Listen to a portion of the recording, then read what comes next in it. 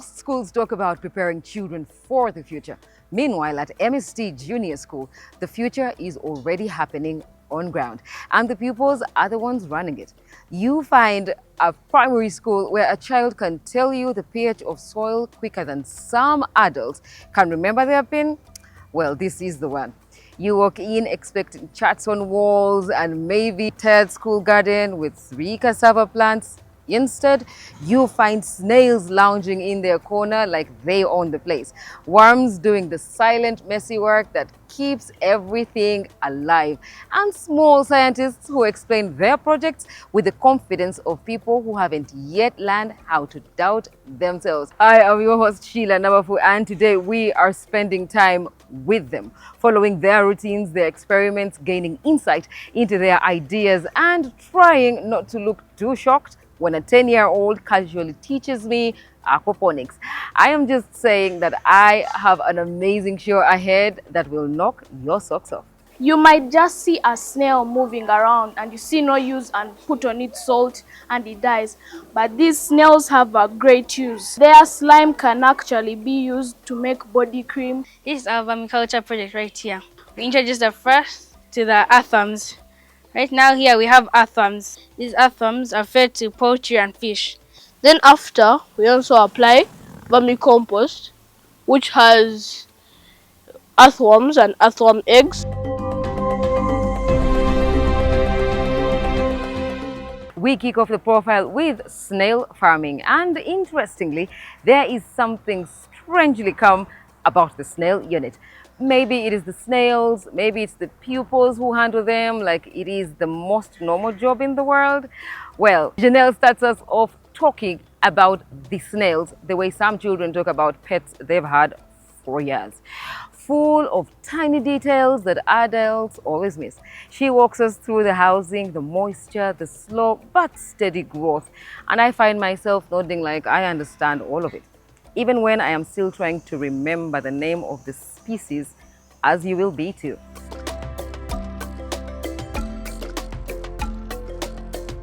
Hello everyone, my name is Kwagala Janelle and today we are here at our snail farm at MST Junior School. So here at our school we have a snail farm. We give these snails an environment, so that's why we plant these plants here like this. And these snails do not like high temperatures, so they like low temperatures. So when the temperatures are high, we sprinkle water on the snails, not too much because too much of anything is always bad. So if you sprinkle too much water, it will drain the snails and they will die. So these are land snails, not water snails, and these snails have uses. So you might just see a snail moving around and you see no use and put on it salt and it dies. But these snails have a great use. Their slime can actually be used to make body cream. The snails themselves can be eaten as food, so we need them for many purposes. We then meet Lunkuse and Chizito, who dive into the feeding routines and care. They talk about value addition as well, and quite impressively at that. And suddenly, snail farming feels less like an odd project and more like a great agribusiness venture. Hello, my name is Lunkuse Etho and I'm in primary 6. I'm going to explain what the snails feed on. The snails feed on leafy vegetables like lettuce, collards, and others. Snails also feed on watermelon and maize bran. Maize bran has carbohydrates, but here at MST Junior School, we add calcium to strengthen the snail shells and make them strong because the snails like climbing, so when they fall, the shells can't easily break. Snails usually eat in the night because the morning and the afternoon has high temperatures and in the night it has a cool temperature. Thank you. I'm going to hand you over to my colleague to tell you the uses and the way of keeping them. Thank you. You're most welcome. My name is Kizito Delandesmon, and today I'm going to take you through how to care and the uses of these snails. So I'm going to start with snails. So the uses. So these snails have different uses, such as extracting slime, and sometimes they're eaten by people as food. So for us here at MST, we extract slime, which is used to make anti-aging cream. Uh, it is used to make sunscreen and body cream. So here how we care for these snails is that we put this path. This path helps us like to move in this snail structure, and we also like guard it. This helps to protect these snails from the predators. Uh, we also lay these dry banana leaves, such as when it's so hot, the snails can go under them to cool themselves, and that's where they also lay their eggs. Now we are inside the lab and the air is noticeably different. It smells clean and quite nice. Desmond waits for us with that look of pride that he pretty much has already earned. He shows us how they turn snail secretion into body cream. It's precise, controlled, and nothing like the chaos you imagine when you hear the words snails and cosmetics in the same sentence. He walks through the steps explaining each part quite expertly. You know, like he has done this a dozen times before. You're most welcome. My name is Kizito Dylan. Today I'm going to teach you how to make body cream. So here we first get our garden snail, we wash it in clean water. Then we get citric acid and a teaspoon. We get 2 full teaspoons of citric acid, measure and put it in 200 milliliters of water. We stir properly in order to not make it over concentrated. So we get our garden snail, then we put the citric acid on the part it uses, its belly, to move. So we use our dropper, we put it on its belly, then we put it in a container. We wait for it to start producing the snail slime. So after some time, this will be the outcome. So we get this. Together we share butter and almond oil, mix them together and keep it in a cool, dry place. After like a day, it will solidify to turn to this. The advantages of using this body cream is that it helps in anti-aging. Anti-aging, like it takes away the wrinkles, all the stuff. It helps to keep your skin moist and soften, and it softens your skin.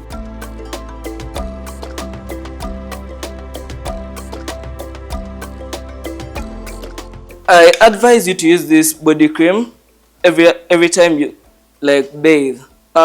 These snails don't have any side effect because it's purely natural. After us extracting the slime, we put them in clean water to remove the citric acid, because if you're to leave that citric acid, the snails will die, which we don't want. So I advise you, when you're extracting the slime, to always extract it weekly, not daily, because if you extract it daily, the snail will be stressed. It will stay inside its shell like this. It will stay inside its shell. It won't be able to come out, which makes it not to feed. So eventually it will die. Right outside, Jessica and Precious are ready with the soil microbes. They stand next to a bucket of dung as if they are next to freshly baked snacks. You know, completely unbothered. My name is Namato Blessing Jessica. I'm going to take you through our soil microbe project. Soil microbes are bacteria got from the soil. We get these soil microbes from under trees. Under these trees, we are going to find leaves such as this. These leaves have molds, the molds that contain soil microbes. So when these leaves fall from the trees and they go down, they get the soil microbes from the soil. After getting the soil microbes from the soil, they get into contact with the moisture of the soil. So then our soil microbes are activated to form this whitish coating. After that, we farmers come and collect these leaves that have got these molds on them.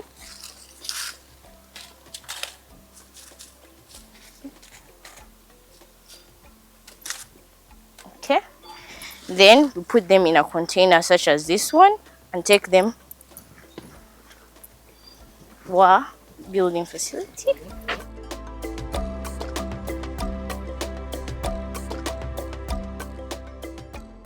We go through the process and somehow it makes sense. Dung becomes food for microbes, microbes become helpers in the garden, and the whole thing works seamlessly to rescue tired soil. The process is actually cleaner and simpler and more effective than one might want to think. So we have now reached where we're going to start our process of making our soil microbes. So the leaves that we collected, we put them in a container such as this. Place it here. We have here molasses. These molasses are going to give energy to our soil microbes. Then we have here our maize bran that is going to help in the growth. It contains proteins that helps in the growth of our soil microbes. We are also going to have some water.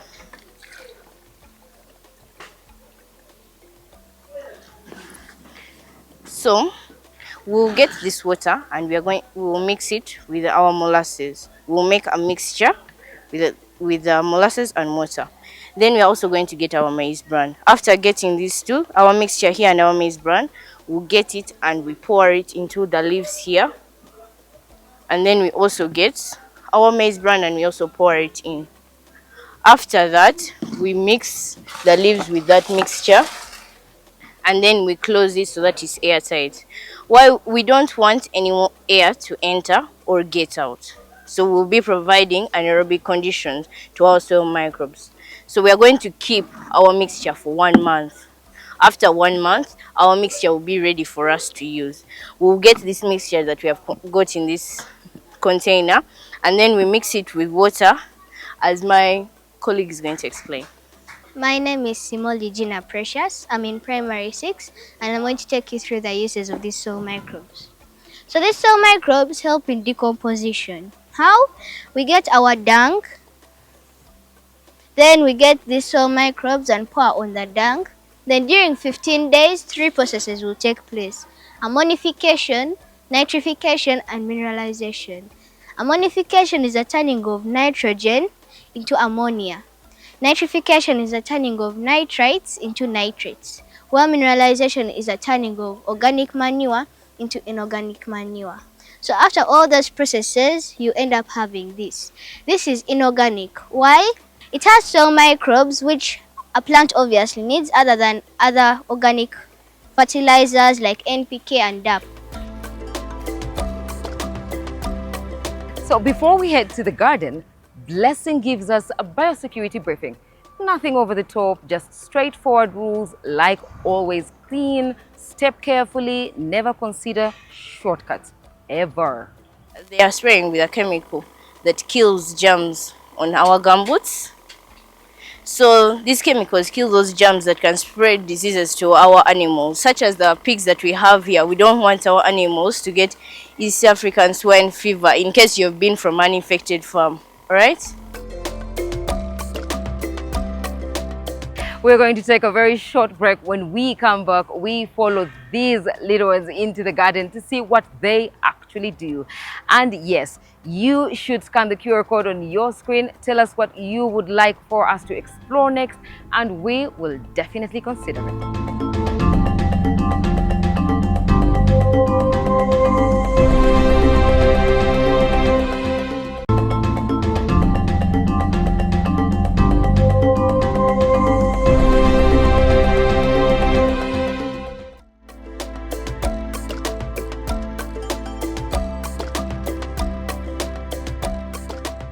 In the garden, everything feels right. The soil, the plants, and the pupils who know exactly where they're going. Here we get to see how the microbes meet the manure and how the mixture settles in the earth. So we have brought the mineralized dung. So we're going to put it in this dung so that the microbes go. So these microbes are going to break down this dung.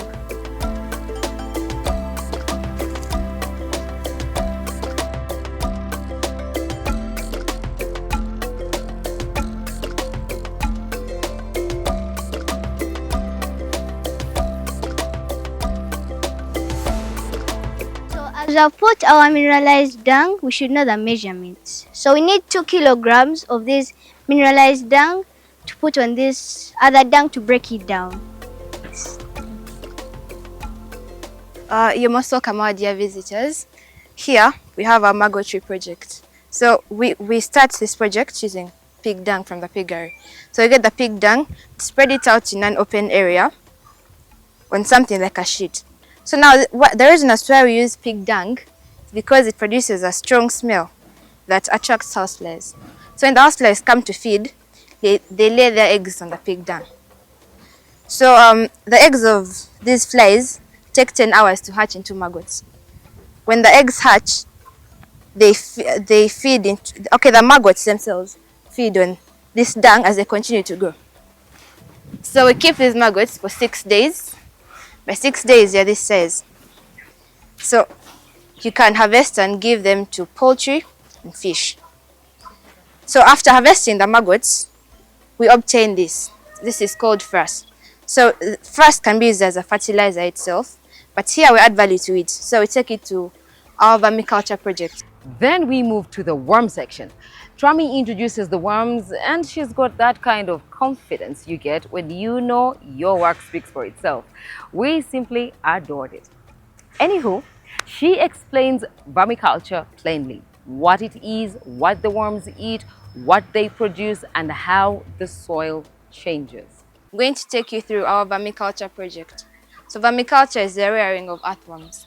This project starts with frass, and this is frass. We get this frass from our mango tree project. So we get the frass and put it out to dry. We do this in order to allow excess nitrogen to evaporate. After this, we add water to the frass. We then introduce this frass here in our earthworm gardens as food for them. So we get these earthworms we pick them from the gardens. Then we bring them here and feed them. Then they reproduce by laying eggs and fragmentation. So here these earthworms are in fresh dung. As you put in frass, we also add for them fresh dung. So they decompose this fresh dung to that. So now as these earthworms continue growing, we harvest them. We use them as food for poultry and fish. Now this, that is humus, was from this dung. The earthworms decomposed it to this state here. Now we use this humus in the garden. It is a fertilizer. Then the earthworms also excrete urine, which we call vermiliquid. My name is Kea Elizabeth and I'm in primary 6. So here we have our vermiliquid. Vermiliquid is an excreta of earthworms. So this vermiliquid is used for various purposes. It is used as a fertilizer, a pest repellent, and it is also used to suppress nematodes. Nematodes are microscopic organisms that affect the roots of banana plants. So here we have some roots that are affected by nematodes. We have this here, this. So these products are ready to be taken to the garden and be used. So as you can see, the roots are affected are black, unlike these ones which are still fresh, which are brown.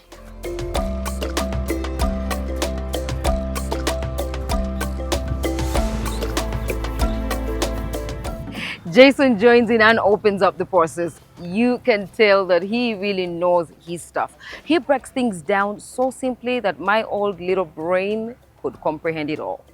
Why isn't this taught everywhere? So this is our banana plantations at MST Junior School. And how we care for our plants here, we buy manuring and other practices, but here I'm going to take you through manuring. So manuring, we use top dressing method, where we create a ring a meter away from the plant and we apply manure. Then after, we also apply vermicompost, which has earthworms and earthworm eggs that help to break down the manure, and also have earthworms that help to aerate the soil. So on we up. While in the banana plantation, everything they've explained shows up and makes utter sense. So we manure every 8 months, and after manuring, we also do mulching. We mulch so that to prevent soil erosion, and so that the water can stay inside the soil for a long time. And then after mulching, we also water so that there is water, and the mulches keep it in. Then we also test. We check regularly the how the soil is doing. We apply manure, and we test regularly so that the plants can produce high yields. This is soil testing at MST Junior School. We test to get the pH, the nitrogen in the soil, the temperature of the soil, and the moisture content. I now leave it over to them to explain more about it. We will take another quick break. Please do not wander off, because these babies have so much more to teach you and make you want to sue your former school. Remember that this show is brought to you by Bukola Chemical Industries Limited and YPA for the expert opinion. Don't go away.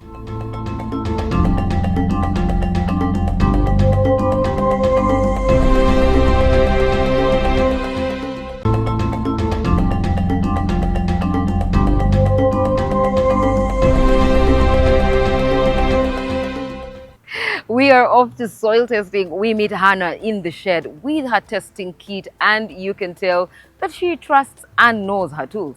No guesswork, she shows us the readings, explains what they mean, and suddenly the whole garden makes sense. So today I'm going to explain to you how we use the MST Intelligent Soil app.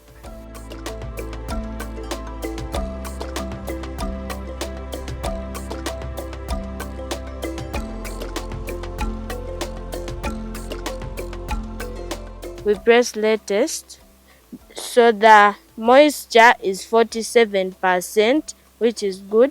The temperature is 24 degrees, which is good.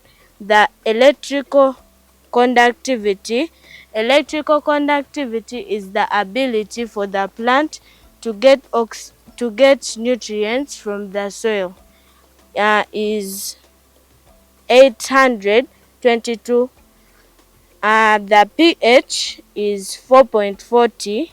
The nitrogen is 133 milligrams per kilogram. The phosphorus is 353 milligrams per kilogram.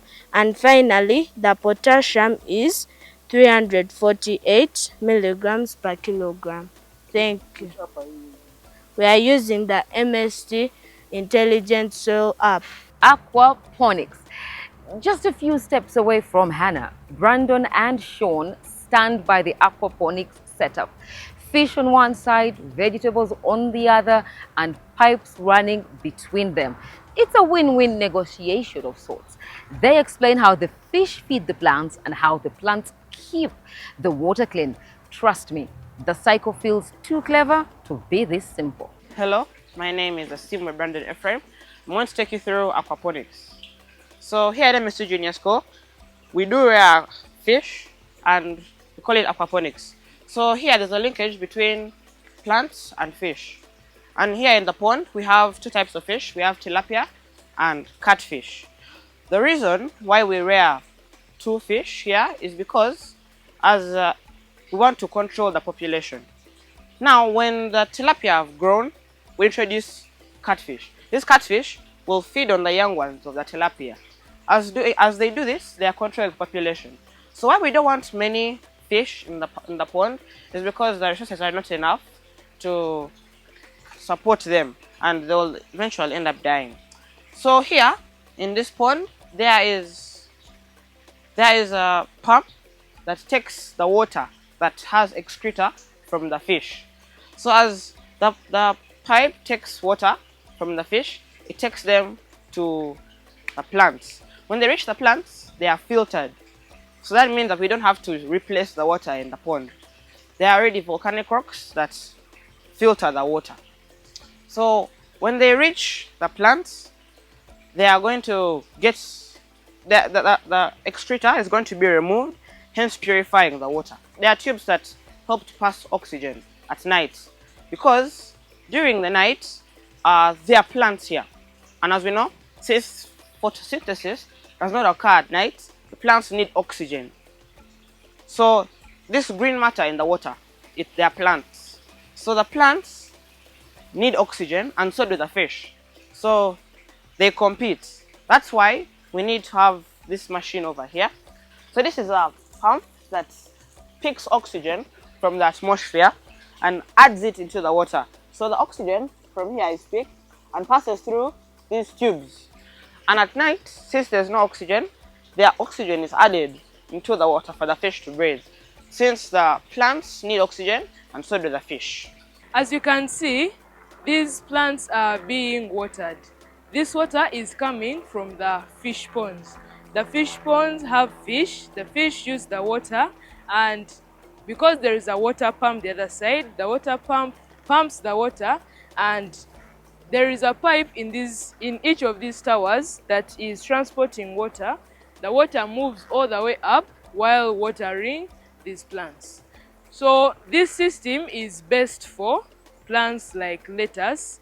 You can also do spinach, or we can just say the leafy vegetables. They're the ones that are suitable for this system. And when this water is passing through the towers, in these towers we have the volcanic rocks. These volcanic rocks they are rocks that have some bacteria.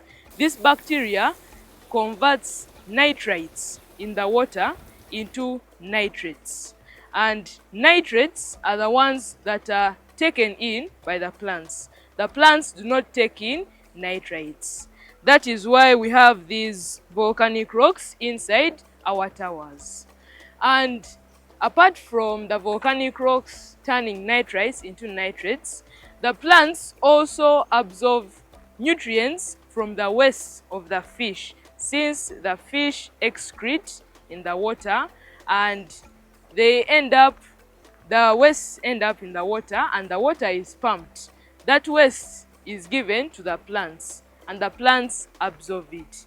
When that waste is too much in the water for the fish, the nutrients may become too many, and the nutrients may end up killing those fish if there are too many. That is how here at MSc Junior School, these plants depend on the fish, and the fish also depend on the plants. These vegetables are often ready after 30 days, 28 days, or 1 month. That's when you can harvest them. To wrap it all together, we find Mr. Sentongo, the science department head, quite humble for a great teacher. But then again, all the great ones often are. Mr. Sentongo walks us through everything we've seen: the snails, the microbes, the worms, the soil, the fish. He paints each project in a wider picture, and it's exactly the perspective you need after spending hours with young geniuses.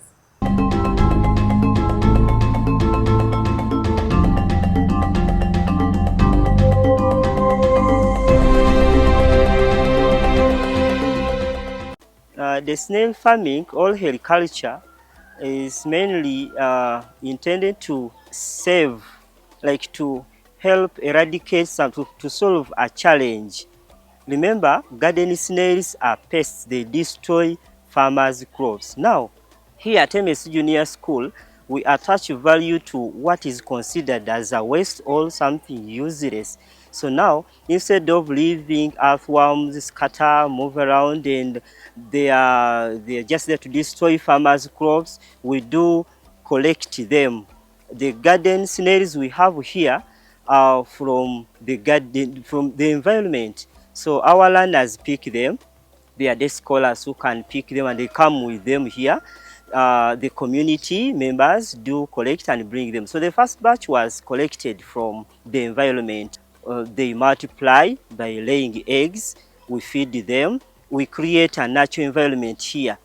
Then we allow them multiply, not to destroy farmers' crops, but to attach value and obtain useful products from them, like the slime, which is later processed in the science lab to get other products like MST cream. Then you also get the shells and you crush them. Remember, they are sources of calcium. To feed them, like the earthworm, the snails themselves, and poultry to harden the eggshell. Now here at MSC Junior School, we do rare red earthworms. Those red worms, they don't, they are just red, but they are all earthworms. We have those normal earthworms, indigenous earthworms we have in the village, and you farmers, you can easily, I think you have ever seen earthworms. They are very common, especially on a rainy day. They do come above the soil to get the oxygen. Now here, we don't mainly use those ones. However, you can also raise those ones. You can. But these ones were imported from Kenya. They are specific worms. They do multiply faster, and they break down dung faster. They convert the dung faster than the indigenous indigenous worms. The viewers out there, there are things we consider as wastes, and yet in a sense they are not. It's true, they are to be considered as waste because they are excreta from other animals. But we as human beings, we should attach value to them. So you find cow dung, you find people have animal dung, chicken droppings, rabbit urine. So if from any animal you have at home, make sure don't use that thing as something like a waste. Try to attach value and process, add value. So here we do add value. Now the dung from cattle, the livestock, we collect it, but we don't just apply it to our plants directly, because you should know they do have a lot of heat. They have a lot of heat. That heat kills and can easily make the plants dry out. So what we do, we carry out some other processes like production of soil microbes. As you heard from from our learners, the soil microbes speed up the dung decomposition. That dung from cattle sometimes cakes, solidifies. Instead of joining, mixing with the soil to allow the plant intake, it just cakes, like you find something like a rock in the soil. Some of you farmers, you do apply dung directly, and the moment it rains, or rather it shines on them, the dung cakes, it solidifies, becomes hard. It's like now covering soil with an iron sheet. So now here we do have organisms, all substances like soil microbes. Those are bacteria. So they do break down this dung to soften it, to make it okay for the plants to absorb, to increase the plant intake.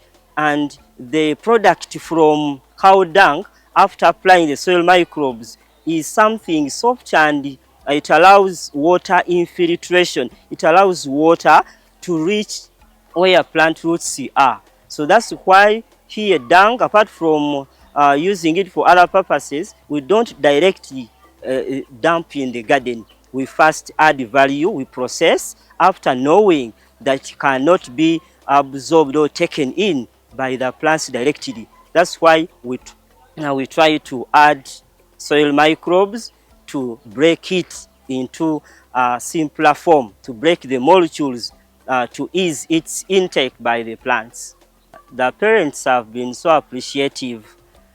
First of all, due the fact that some parents have projects, but then you find they do have farms, they have livestock, they have piggery, they have all like banana plantations, but they employ other people. So you find this a parent and is trying to employ other people to carry out just something minor, small, that can be done by the child. So this school has supported that by equipping or allowing the learners to have the knowledge about some animal and crop growing practices. So parents have appreciated and they're happy with it, because during the holidays, our children go back home and they get involved in these projects directly with their parents, so with or without them. Well, up next, we have got YPA with the expert opinion. Don't go away.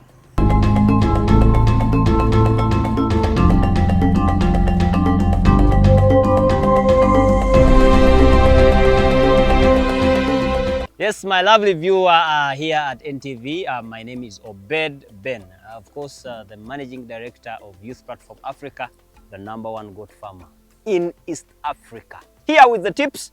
Of course, today I want to show you how can you have eyes on ground even when you're in the US. Cameras are not security weapons. Cameras are not security systems.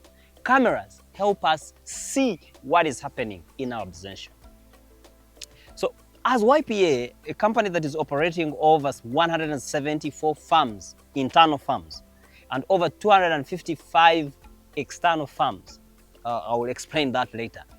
It means we have a total of about 400 farms plus. How do we monitor what is happening? How do we see the routine of the things that are supposed to be happening every day? Routine checkups cannot be done or solely dependent on supervisors, because supervisors are human beings who can be compromised. But did you know that a camera on ground cannot be compromised? It will see, especially if it has a control room and someone is there 24/7 to just watch over what these supervisors are doing, what the managers are doing, what the workers are doing. And this will help us keep the standards, because when a supervisor comes, they will see we're supposed to do A, B, C, D, Y, and X. So they go ticking. But what if they just come and tick because they're tired? So I will see what time did they come? Did they exactly check? Did I see anyone sweep? If they are cleaning, if they are ticking on cleaning, for example, did I see anyone tick on cleaning? Did I see a cleaner actually clean the goat pen?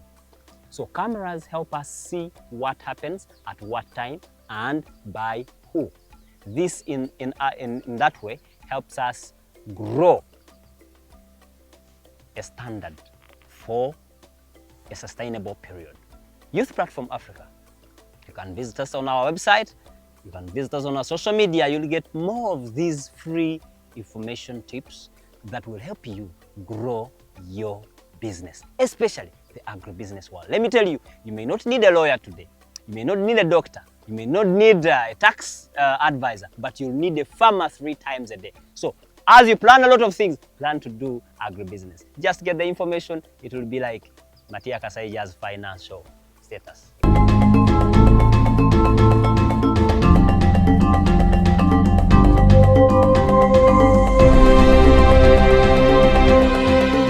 That's all we had for you today. Keep those comments coming in. #NTV Seeds of Gold. Do not forget that you can catch us live on X and the Your TV app. You know, if you're not home, we've always got you covered. We are all up in your business until you understand that there is gold in the seed. Don't forget, we are brought to you by Bukola Chemical Industries Limited and YPA for the expert opinion.